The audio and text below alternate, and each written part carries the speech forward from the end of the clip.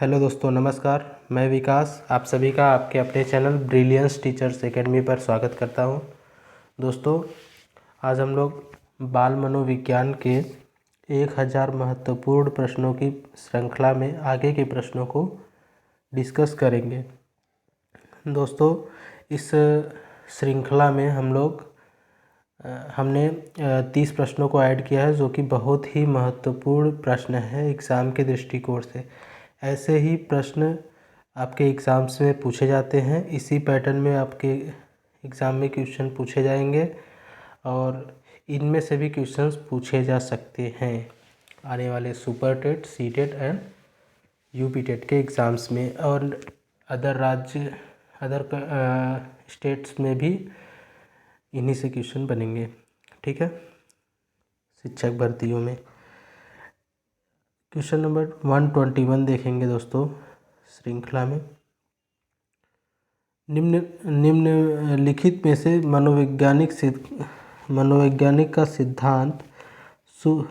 मनोवैज्ञानिक का सिद्धांत सुव्यवस्थित व्यवहार का सिद्धांत के नाम से जाना जाता है? तो सुव्यवस्थित, ध्यान रखिएगा, सुव्यवस्थित व्यवहार का सिद्धांत किस मनोवैज्ञानिक द्वारा दिया गया है? तो ये आपका दिया गया है CL हल द्वारा। ठीक है, मनोवैज्ञानिक CL हल, ऑप्शन नंबर 20 का राइट आंसर हो जाएगा। सुव्यवस्थित व्यवहार का सिद्धांत जो है वो CL हल के द्वारा दिया गया है। ठीक है, नेक्स्ट क्वेश्चन देखेंगे 122 नंबर। चेतन, अर्धचेतन, चेतन, अर्धचेतन, अचेतन किसके अंग हैं? तो ये किसके अंग है? ऑप्शन ए है चेतना के, ऑप्शन बी है मस्तिष्क के, ऑप्शन सी है शरीर के, ऑप्शन डी है बुद्धि के। तो इसमें चेतन की बात करी गई है, तो ऑब्वियस सी बात है कि ये इसका आंसर ए हो जाएगा। ठीक है, ऑप्शन नंबर ए, 122 का आंसर आपका ऑप्शन नंबर ए चेतना हो जाएगा। ठीक है, नेक्स्ट क्वेश्चन 123 नंबर देखेंगे। निम्न में से कौन सी पूर्व बाल्यावस्था की विशेषता नहीं है? निम्न में से कौन सी पूर्व बाल्यावस्था की विशेषता नहीं है? तो पूछा गया है पूर्व बाल्यावस्था की विशेषता नहीं है। तो ऑप्शन ए है दल में रहने की अवस्था, ऑप्शन बी है अनुकरण करने की अवस्था, ऑप्शन सी है प्रश्न करने की अवस्था, ऑप्शन डी है खेलने की अवस्था। तो इसमें पूछा गया है नहीं है, तो इसका राइट आंसर आपका हो जाएगा ऑप्शन नंबर डी। ठीक है, ऑप्शन नंबर डी जो है राइट आंसर हो जाएगा। खेलने की अवस्था जो होती है वो पूर्व बाल्यावस्था की विशेषता नहीं है। ठीक है, बाकी दल में रहने की अवस्था ये पूर्व बाल्यावस्था की विशेषता है। दल में रहने की अवस्था और अनुकरण करने की अवस्था, प्रश्न करने की अवस्था, ये सब पूर्व बाल्यावस्था के अंतर्गत आते हैं। ठीक है, बाकी खेलने की अवस्था जो है वह पूर्व बाल्यावस्था की विशेषता में नहीं आता है। नेक्स्ट क्वेश्चन 124 नंबर देखेंगे। व्यक्तित्व का पहला प्रकारात्मक वर्गीकरण प्रस्तुत किया। व्यक्तित्व का पहला प्रकारात्मक, ठीक है, प्रकारात्मक वर्गीकरण प्रस्तुत किया तो किस मनोवैज्ञानिक द्वारा किया गया है? यह किया गया है आपका ऑप्शन नंबर सी हिप्पोक्रेटस। ठीक है, हिप्पोक्रेटस द्वारा किया गया, ऑप्शन नंबर सी इसका राइट आंसर हो जाएगा। तो ध्यान रखिएगा, व्यक्तित्व का पहला प्रकारात्मक वर्गीकरण किसके द्वारा प्रस्तुत किया गया है? तो हिप्पोक्रेटस के द्वारा किया गया है। ठीक है, नेक्स्ट क्वेश्चन देखेंगे 125 नंबर। सूझ द्वारा सीखने के सिद्धांत का प्रतिपादन किया तो किस मनोवैज्ञानिक द्वारा किया गया है? सूझ द्वारा सीखने का सिद्धांत, तो इसका राइट आंसर आपका क्या हो जाएगा? Kohler, option number B. ठीक है, कोहलर। इनसाइट थ्योरी, अंतर्दृष्टि का सिद्धांत, सूझ का सिद्धांत, ठीक है, ये सब किसके द्वारा दिया गया है? गेस्टाल्टवाद जो है वो कोहलर द्वारा दिया गया है। ठीक है, तो इसका राइट आंसर हो जाएगा कोहलर। क्वेश्चन नंबर 126 देखेंगे। यदि बच्चा 16 को 61 लिखता है तथा 6 और क के मध्य अंतर, सॉरी क नहीं होगा यहाँ पे, 1 होगा। ठीक है, 1, क नहीं होगा, 1 होगा। ठीक है, ये रही आपका, क नहीं होगा, 1 होगा। 6 और 1 के मध्य अंतर नहीं कर पाता तो यह है दृष्टि दोष, देखने की नहीं सकता, सीखने में अक्षम, मानसिक दोष, मानसिक क्षय। तो यह सीखने में अक्षम है। ठीक है, सीखने में अक्षम रहा है। तो ऑप्शन नंबर बी इसका राइट आंसर हो जाएगा, मतलब कि बच्चा सीख नहीं पाया है। ठीक है, सीखने में अक्षम रहा है, इसलिए वह 16 को 61 लिख देता है और 6 और 1 के मध्य अंतर नहीं कर पाता है। क्वेश्चन नंबर 127 देखेंगे। व्यवहार में होने वाले स्थायी परिवर्तन जो अभ्यास के कारण होते हैं को कहा जाता है। तो ये बहुत इम्पोर्टेंट है, ये एग्ज़ाम में पूछा जा सकता है। व्यवहार में होने वाले स्थायी परिवर्तन, ठीक है, व्यवहार में जो स्थायी परिवर्तन होते हैं जो अभ्यास के कारण होते हैं, बार बार अभ्यास करने से जो स्थायी परिवर्तन हो जाते हैं उसको क्या कहा जाता है? सीखना, लिखाना, क्रिया करना, कल्पना करना। तो बताइए क्या हो जाएगा इसका राइट आंसर? इसका राइट आंसर हो जाएगा सीखना, लर्निंग। ठीक है, option number A. Next question देखेंगे 128 नंबर। घनिष्ठ मित्रता की प्रवृत्ति पाई जाती है। तो घनिष्ठ मित्रता की प्रवृत्ति किस अवस्था में पाई जाती है? यह बताइए आप। शैशवावस्था में पाई जाती है, बाल्यावस्था में पाई जाती है, किशोरावस्था में, या उपर्युक्त सभी? तो इसका राइट आंसर क्या हो जाएगा आपका? इसका राइट आंसर हो जाएगा आपका ऑप्शन नंबर सी, किशोरावस्था। जो किशोरावस्था है इसमें घनिष्ठ मित्रता की प्रवृत्ति पाई जाती है। ठीक है, तो आइए हम लोग नेक्स्ट क्वेश्चन देखते हैं 129 नंबर। चिंतन अनिवार्य रूप से है एक संज्ञानात्मक गतिविधि, मनोगतिक प्रक्रिया, मनोवैज्ञानिक परिघटना। ऑप्शन डी है भावनात्मक या भावात्मक व्यवहार। ठीक है, तो इसका राइट आंसर क्या हो जाएगा? ऑप्शन नंबर ए, संज्ञानात्मक गतिविधि। ठीक है, ऑप्शन नंबर ए इसका राइट आंसर हो जाएगा। यानी चिंतन अनिवार्य रूप से है, क्या है? एक संज्ञानात्मक गतिविधि है। ठीक है, चिंतन क्या है? एक अनिवार्य रूप से एक संज्ञानात्मक गतिविधि है। ठीक है, 129 नंबर हो गया। 130 नंबर देखेंगे क्वेश्चन। इनमें से कौन सा बाल विकास का सिद्धांत है? तो आपके सामने 4 ऑप्शंस दिए हुए हैं, बताना है कि इनमें से बाल विकास का सिद्धांत कौन सा है। ठीक है, तो ऑप्शन नंबर ए है विकास परिपक्वन तथा अनुभव के बीच अन्योन्य क्रिया की वजह से घटित होता है। ऑप्शन बी है अनुभव विकास का एकमात्र निर्धारक है, सिर्फ अनुभव से ही विकास नहीं निर्धारित किया जा सकता है। ठीक है, तो ये ऑप्शन नहीं होगा आपका। ठीक है, ऑप्शन नंबर बी आपका नहीं होगा। ऑप्शन नंबर सी देखेंगे विकास प्रबलन तथा दंड के द्वारा सुनिश्चित किया जाता है। तो ये भी नेगेटिव ऑप्शन, नेगेटिव बात करी गई यहाँ पे दंड की। तो NCF 2005 जो है आपका, उसमें जो है दंड का प्रावधान नहीं है। ठीक है, बच्चे को दंड नहीं देना है आपको। तो ऑप्शन नंबर डी देखेंगे विकास प्रत्येक बच्चे की गति का सही ढंग से अनुमान लगा सकता है।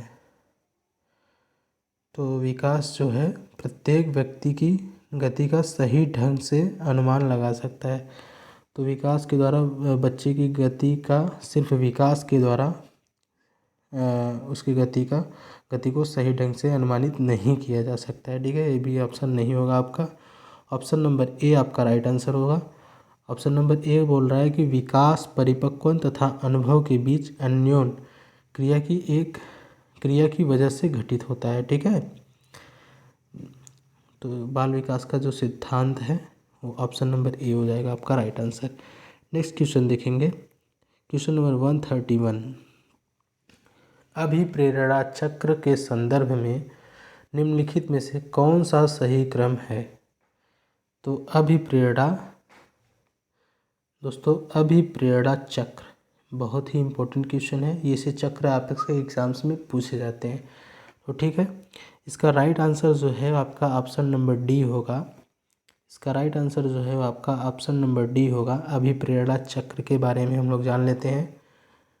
तो अभिप्रेरणा चक्र की अगर बात की जाए तो सबसे पहले किसी चीज़ की नीड होती है।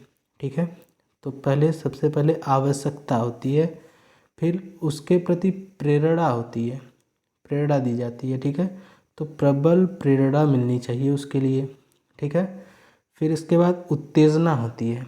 ठीक है, जब उसके बारे में हम लोग प्रेरित करेंगे तो फिर एक उत्तेजना अंदर से आती है। ठीक है, तो फिर पहले तो आवश्यकता होनी चाहिए, फिर प्रेरणा मिलनी चाहिए, फिर उत्तेजना आती है, फिर लक्ष्य उन्मुखी व्यवहार। ठीक है, तो जो लक्ष्य रहता है उसके प्रति एक सकारात्मक व्यवहार उत्पन्न होता है। तो लक्ष्य उन्मुखी व्यवहार जो है उसके बाद होता है उपलब्धि। ठीक है, फिर उपलब्धि मिलती है, फिर उसके बाद जो है उपलब्धि मिल जाने के बाद उत्तेजना में धीरे धीरे कमी आने लगती है। ठीक है, तो इस टाइप से आपका राइट आंसर क्या हो जाएगा? राइट आंसर आपका हो जाएगा ऑप्शन नंबर डी। ठीक है, तो अभिप्रेरणा के चक्र में ऑप्शन नंबर डी ये सही उत्तर हो जाएगा आपका। ठीक है, option number D. Next question देखेंगे 132 नंबर।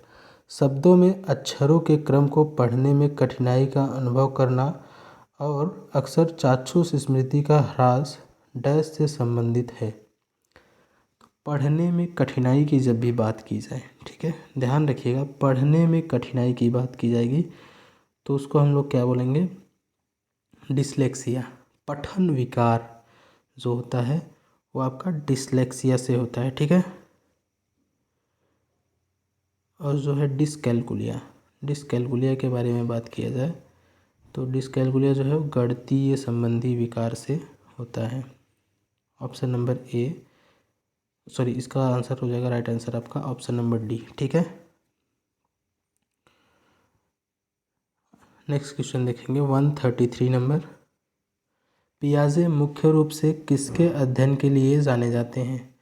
तो पियाजे मुख्य रूप से किसके अध्ययन के लिए जाने जाते हैं? तो पियाजे का जब भी नाम आए तो संज्ञानात्मक विकास। ठीक है, ऑप्शन नंबर सी आपका राइट आंसर हो जाएगा। ठीक है, नेक्स्ट क्वेश्चन 134 नंबर देखेंगे। पियाजे की कौन सी अवस्था का संबंध अमूर्त एवं तार्किक चिंतन से है? तो पियाजे की कौन सी अवस्था का संबंध अमूर्त एवं तार्किक चिंतन से है? बच्चा अमूर्त और तार्किक चिंतन कब करता है?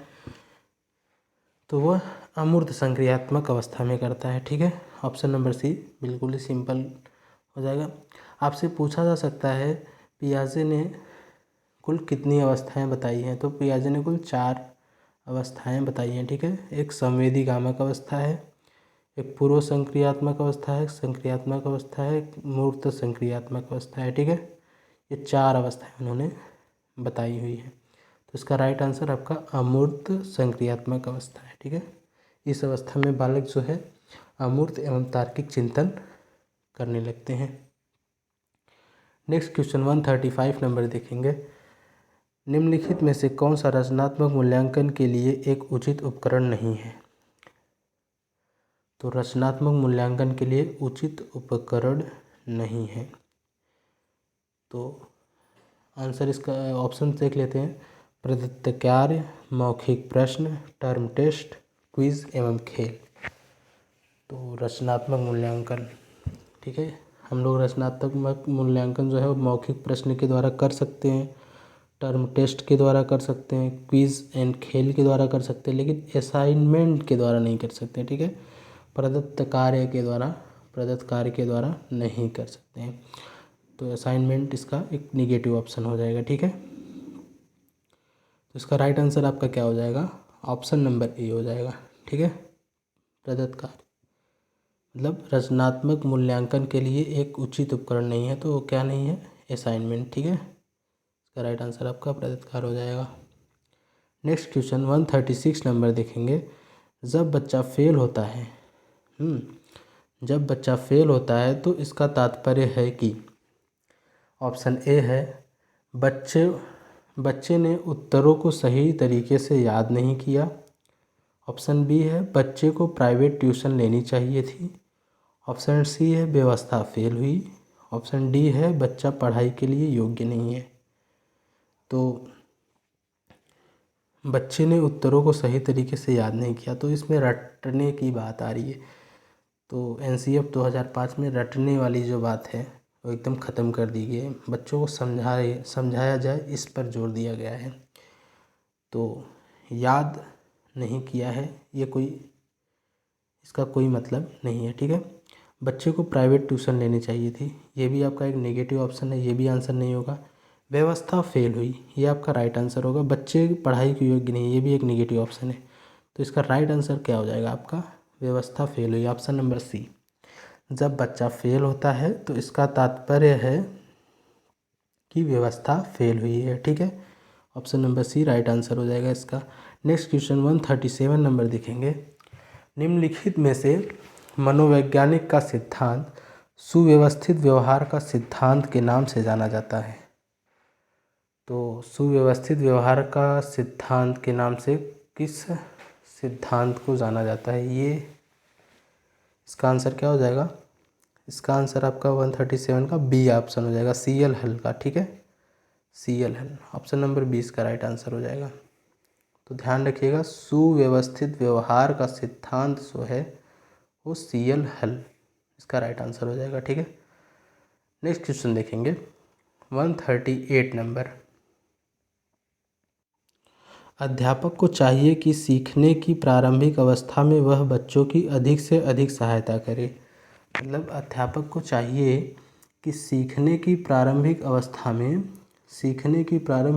में वह बच्चों को अधिक से अधिक सहायता करे एवं अधिक पुनर्बलन प्रदान करें तथा सीखने की अंतिम अवस्था में न्यूनतम सहायता करें, ठीक है। यह कथन किस मनोवैज्ञानिक के सिद्धांत पर आधारित है।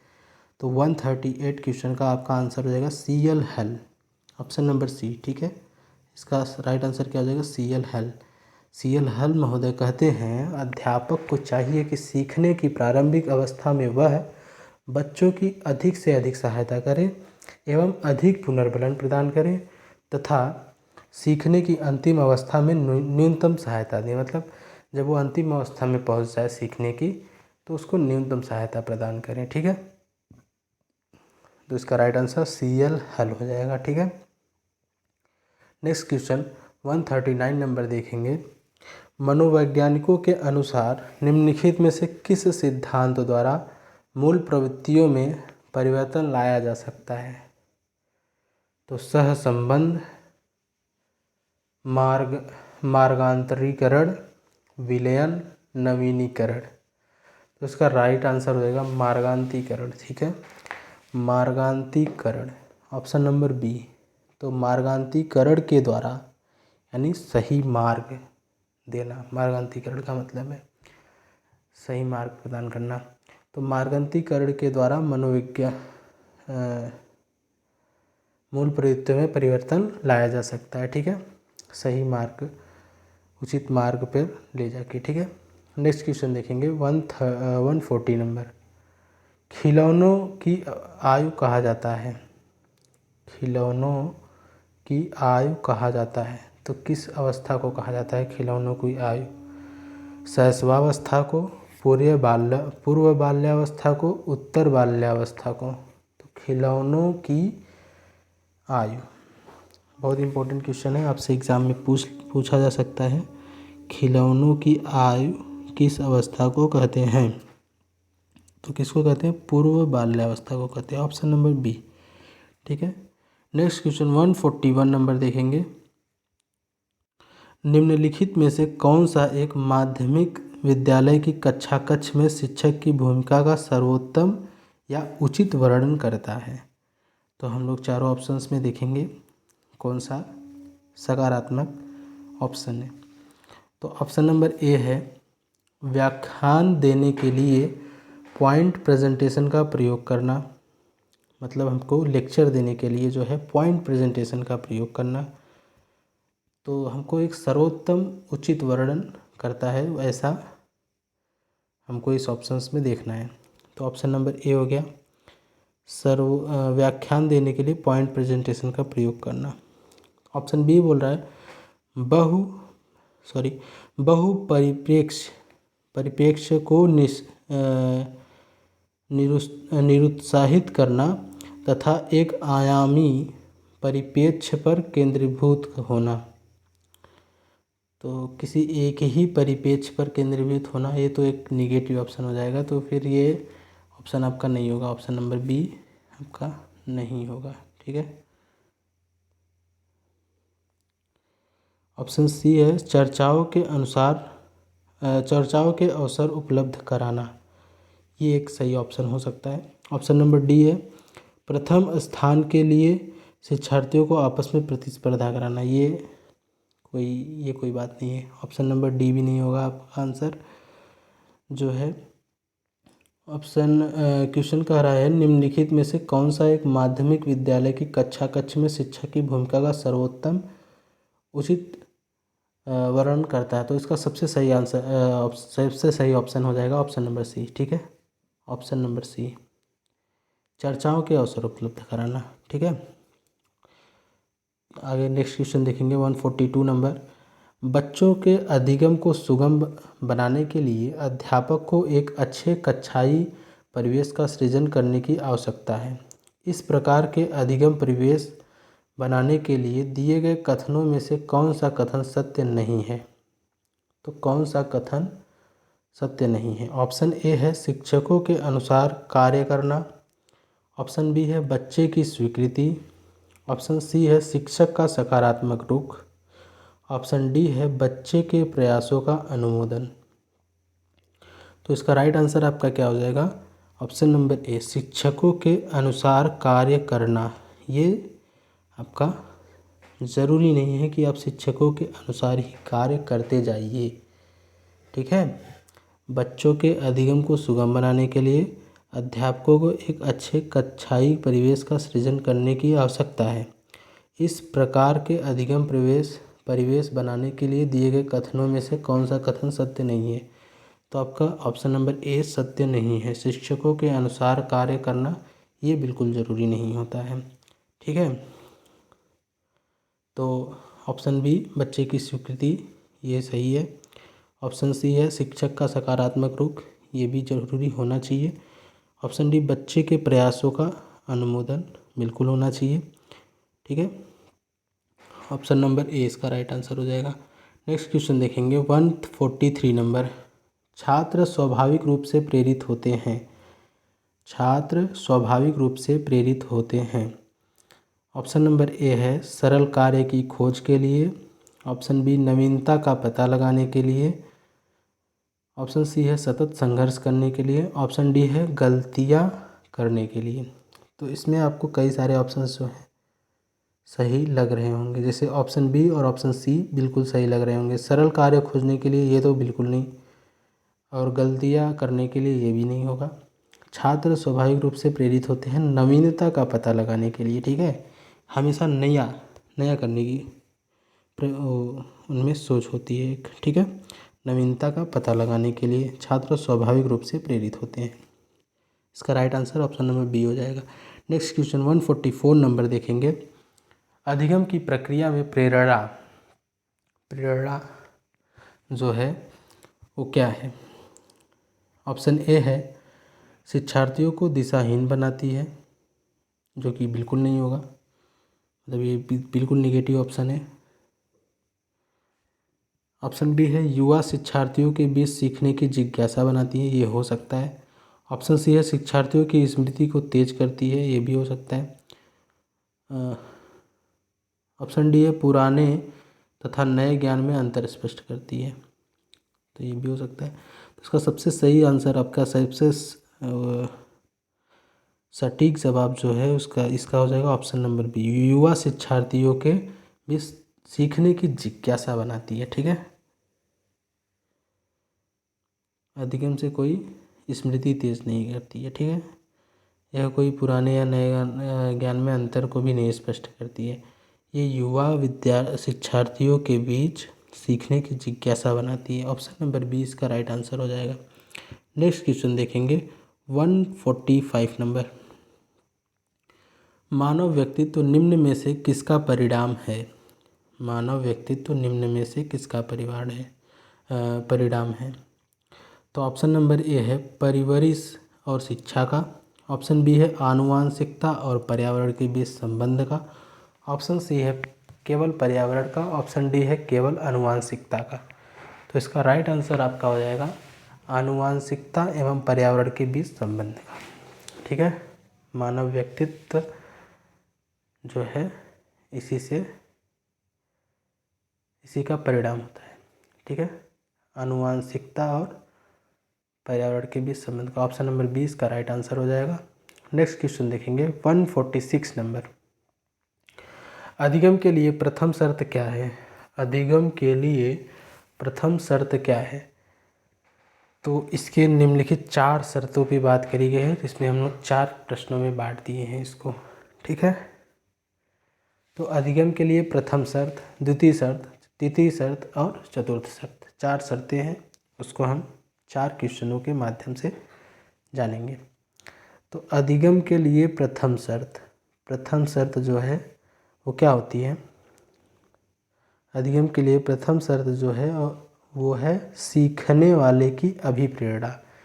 पहले तो उसके अंदर अभिप्रेरणा जगनी चाहिए, तभी वो अधिगम मतलब सीख सकता है। ठीक है, तो ऑप्शन नंबर ए इसका राइट हो जाएगा आंसर, अभिप्रेरणा। प्रथम शर्त किससे संबंधित है?